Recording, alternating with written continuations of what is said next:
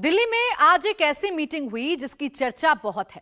मोदी और मुस्लिम वर्ल्ड को करीब लाने का काम शोर शराबे से नहीं हो रहा, यह काम चुपके से हो रहा है, बहुत तरीके से हो रहा है। इस मिशन के मेन आर्किटेक्ट हैं अजीत डोवल। नरेंद्र मोदी अपने राष्ट्रीय सुरक्षा सलाहकार को जब भी कोई काम सौंपते हैं तो अजीत डोवल उसे कंप्लीट करते हैं। डोवल ने मोदी के टास्क पर काम शुरू कर दिया है।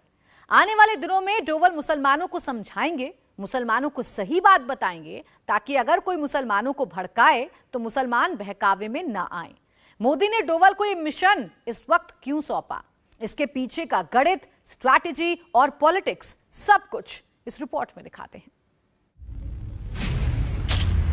अजीत डोवल को एक वेरी स्पेशल टास्क मिला है।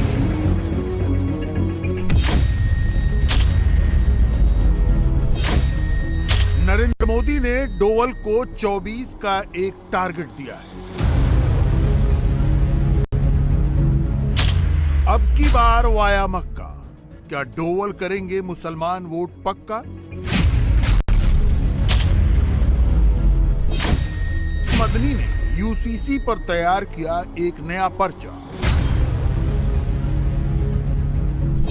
मुसलमान मिलाओ मोर्चा बेंगलुरु में मिलेगा तो क्या होगी चर्चा?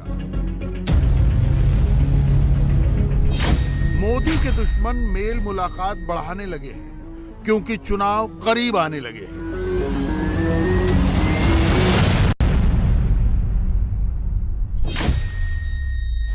नरेंद्र मोदी ने अपनी बेस्ट टीम मैदान में उतार दी है। क्या अजीत डोवल 24 का गेम पलटने वाले हैं? क्या डोवल मोदी और मुसलमानों के बीच ब्रिज बन जाएंगे? अजीत डोवल जिनसे मिल रहे हैं, क्या हिंदुस्तानी मुसलमान उनकी बात सुनते हैं? सब कुछ तफसील से बताएंगे, मगर उससे पहले एक रीसेंट सर्वे के नंबर देख लीजिए। 67% मुस्लिम महिलाएं यूसीसी के सपोर्ट में हैं। 76% मुस्लिम महिलाओं को लगता है कि मुस्लिम मर्दों को 4 बीवियां रखने का हक नहीं होना चाहिए। 82% मुस्लिम महिलाएं चाहती हैं कि संपत्ति और उत्तराधिकार में औरतों को भी उतना हक मिलना चाहिए जितना मर्दों को मिलता है। यूसीसी पर आए सबसे ताजा सर्वे का रिजल्ट आउट हो चुका है। मुस्लिम महिलाओं ने यूसीसी के आगे टिक मार्क लगाकर इसे पास कर दिया है। पढ़ी लिखी मुस्लिम महिलाओं के बीच यूसीसी का सपोर्ट लेवल और ज्यादा है। ग्रेजुएशन तक पढ़ाई कर चुकी 68% ग्रेजुएट मुस्लिम महिलाएं यूसीसी के सपोर्ट में हैं। 79% ग्रेजुएट मुस्लिम महिलाएं चाहती हैं कि शौहर 4 निकाह न करे और 86% ग्रेजुएट मुस्लिम महिलाएं बराबरी के हक का सपोर्ट करती हैं। यूसीसी टेस्ट में नरेंद्र मोदी डिस्टिंक्शन नंबर से पास हो रहे हैं, मगर यूसीसी पर मोदी को फेल करने की मंशा रखने वाले भी कम नहीं हैं। महमूद मदनी, अरशद मदनी, असदुद्दीन ओवैसी, मौलाना खालिद सैफुल्लाह रहमानी, अखिलेश यादव, लालू यादव, राहुल गांधी, के चंद्रशेखर राव, ममता बनर्जी, एमके स्टालिन, महबूबा मुफ्ती, उमर अब्दुल्ला, नरेंद्र मोदी के विरोधियों ने यूसीसी के मुद्दे पर मुसलमानों को भड़काना शुरू कर दिया है। सब लोगों को एक लकड़ी से हाँकना सही नहीं है और हमारे प्राइम मिनिस्टर लोगों को गलत बयानी से काम ले रहे हैं। एक मुल्क के अंदर 2 कानून कैसे हो सकते? आज तक IPC, Indian penal code Nagaland के अंदर नाफिज नहीं हो सका, आज तक नहीं नाफिज हो सका। आपको अगर मणिपुर के अंदर जाना है तो परमिशन लेकर जाना पड़ेगा। आज भी आप मणिपुर में, मेघालय में, आसाम में ज़मीन खरीद नहीं सकते। तो एक कानून कहाँ है? मोदी और मुसलमानों के बीच दोस्ती में दरार डालने के लिए प्रधानमंत्री के सियासी दुश्मन मुस्लिम मोहल्लों में घूम रहे हैं। मुसलमानों को भड़काने का काम चल रहा है। ओवैसी मजलिस की लेट नाइट मीटिंग्स में यूसीसी पर जहर उगलने लगे हैं। भारत के प्रधानमंत्री, ये देश एक है और एक रहेगा, मगर इस देश में बसने वाले 130 करोड़ जनता हजारों तहजीबें, हजारों मजहब को मानने वाली। मोदी और मुसलमान सब्जेक्ट पर मौसमी और रस्मी पॉलिटिक्स चल रही है। मोदी विरोधियों का एक ही किस्सा, मुस्लिम वोट में मेरा भी हिस्सा।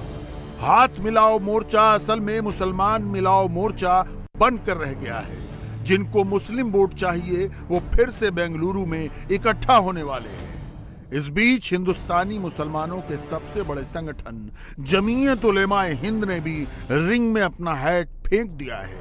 जमीयत वाले महमूद मदनी ने कैसा पर्चा तैयार किया है और अब वो क्या करने वाले हैं, ये आगे बताते हैं। उससे पहले ये देख लीजिए कि मोदी सरकार के सबसे बड़े ट्रबल शूटर मैदान में आ चुके हैं। डोवल ने मोदी और मुसलमानों के बीच ब्रिज बनाने का बीड़ा उठाया है। दिल्ली में डोवल ने मुस्लिम वर्ल्ड लीग के चीफ मोहम्मद अल ईसा के साथ स्टेज शेयर किया। इंडियन इस्लामिक कल्चरल सेंटर से डोवल ने हिंदुस्तान के साथ साथ पूरी दुनिया के मुसलमानों को डायरेक्ट मैसेज दिया। Islam arrived in India in the 7th century during the life of Prophet Muhammad, peace be upon him, and gradually found a new home in this subcontinent. The deep spiritual content of Hinduism and Islam brought the people together and helped in bringing about a social and intellectual understanding of each other. The Holy Quran emphasizes the importance of unity and understanding among people from diverse backgrounds. The edifice of modern India is built on the principle of equal rights, equal opportunities, and equal responsibilities for all its citizens. The equality is guaranteed by our Constitution and law. This is also a part of our thinking. Doval को सुनने के लिए audience में इस्लाम के जानकार बैठे थे और उनके साथ स्टेज शेयर कर रहे थे सऊदी अरब के पूर्व मंत्री, इस्लाम के जानकार और मुस्लिम वर्ल्ड लीग के जनरल सेक्रेटरी मोहम्मद बिन अब्दुल करीम अल ईसा। मुस्लिम वर्ल्ड लीग सऊदी अरब का संगठन है और ये कट्टरता के खिलाफ आवाज उठाता है। अजित डोवल इस्लामिक वर्ल्ड में नरेंद्र मोदी की खिड़की है। मिडिल ईस्ट में मोदी का सारा काम डोवल ही संभालते हैं। मुसलमान के मुद्दे पर जहां भी सुई फंसती है, डोवल उस संकट को दूर करते हैं।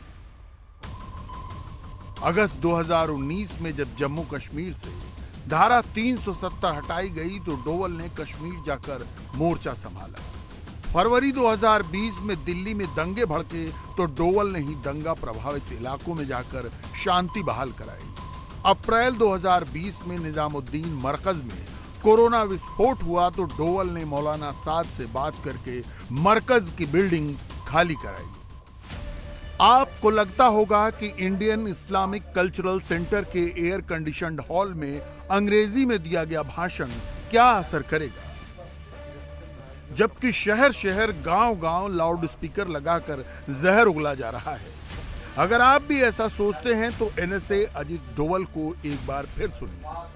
As an inclusive democracy, India has successfully managed to provide space for all its citizens, regardless of their religious, ethnic, and cultural identities. Amongst its numerous religious groups, Islam occupies a unique and significant position of pride, with India being home to the second largest Muslim population in the world. In fact, to give an idea of the scale we are talking about, Indian Muslim population is almost equal to the combined population of over 33 member states of the Organization of Islamic Cooperation. देश में और विदेश में जो लोग हिंदुस्तान को इस्लाम और मुसलमान का दुश्मन साबित करने में लगे रहते हैं, उनको डोवल ने आईना दिखा दिया। डोवल ने मोदी विरोधी नैरेटिव को ध्वस्त कर दिया। सच यही है कि भारत में 33 इस्लामी देशों के बराबर मुस्लिम आबादी रहती है और संविधान में सबको बराबर अधिकार दिए गए हैं। हिंदुस्तान में अभी यूसीसी का टॉपिक हॉट है। यूसीसी का डर दिखाकर मुसलमानों को फिर से भड़काया जा रहा है। ये जो ला रहे हैं, ये असल में यूसीसी लाना इनका असल मकसद नहीं है। असल मकसद इनका मुल्क में अफरा तफरी का माहौल बनाना है और 2024 पर इनका निशाना है।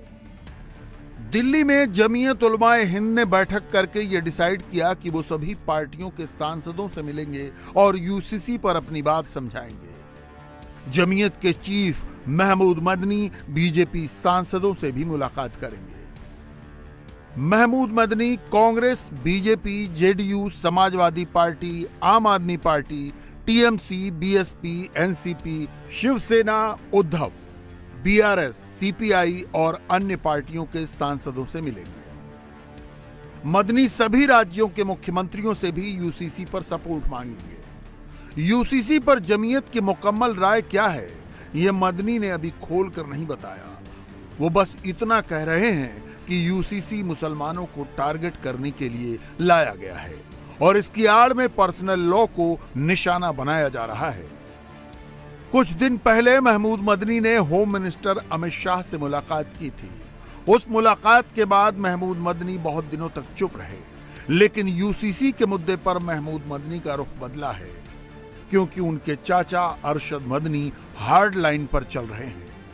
अक़लियत को अपने मजहब के ऊपर चलने और जिंदा रहने का हक होगा, आप उसको कीजिए। चुनाचे दफ़ा 25 लाई गई, सराहतन कह दिया गया कि हर अक़लियत को अपने दस्तूर के ऊपर, अपने कानून के ऊपर, मजहबी कानून पर चलने और चलाने और इदारे कायम करने का हक है। हम उसी के ऊपर जिंदा हैं। का मतलब यही है कि आप हिंदुस्तान के सेकुलर दस्तूर को आग लगा रहे हैं और आप हिंदुस्तान के सेकुलरिज्म को ख़त्म करके आप उसको एक मजहबी मुल्क बना। ये आने वाली कौम फैसला करेगी मणिपुर में क्या हो रहा है, और आप करें तो उसके बाद देखें हम क्या होता है। मुखालफत होगी ऐसा लग रहा है। ये तो होगी, मुखालफत क्यों नहीं होगी। आप किसी के मजहब को छेड़ेंगे, मुखालफत नहीं होगी तो ये क्या होगा और क्या होगा दुनिया के अंदर। All India Muslim personal law board के सदस्यों ने तेलंगाना के सीएम केसीआर से मुलाकात करके उनका सपोर्ट मांगा। अब केसीआर कह रहे हैं कि तेलंगाना में वो यूसीसी को लागू नहीं होने देंगे। ओवैसी के अलायंस पार्टनर असदुद्दीन ओवैसी कहते हैं कि यूसीसी मुस्लिम विरोधी ही नहीं, हिंदू विरोधी भी है।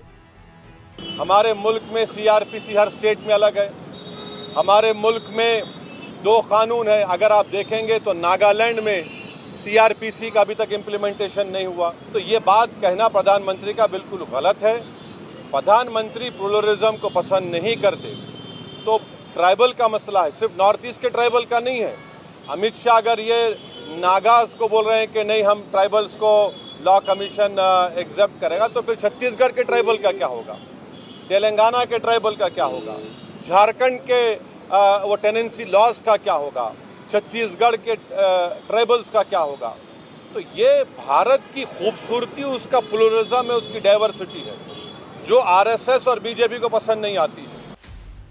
मुस्लिम समुदाय के नेता यूसीसी के बारे में ऐसे बात करते हैं मानो ये कानून बन गया तो इस्लाम ही खतरे में पड़ जाएगा, मगर आम मुसलमान ऐसा बिल्कुल नहीं सोच रहा।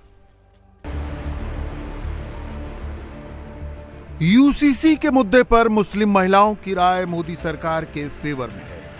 मुस्लिम पुरुषों की मेजॉरिटी इसके खिलाफ है, मगर सारे मुसलमान यूसीसी के अगेंस्ट नहीं है। इंडिया टीवी सीएनएक्स ने सर्वे कराया तो 7% मुस्लिम पुरुषों ने यूसीसी का सपोर्ट किया। यानी अभी चुनाव हो गए तो मोदी को कम से कम 7% मुस्लिम पुरुषों के वोट तो मिलेंगे ही मिलेंगे। 2004 के लोकसभा चुनाव में 7% मुसलमानों ने बीजेपी को वोट दिया था। 2009 में 4% मुसलमानों ने बीजेपी के फेवर में वोट दिया, जबकि 2014 में 8% मुसलमानों ने बीजेपी का बटन दबाया। 2019 के लोकसभा चुनाव में भी 8% मुसलमान वोट बीजेपी को मिले।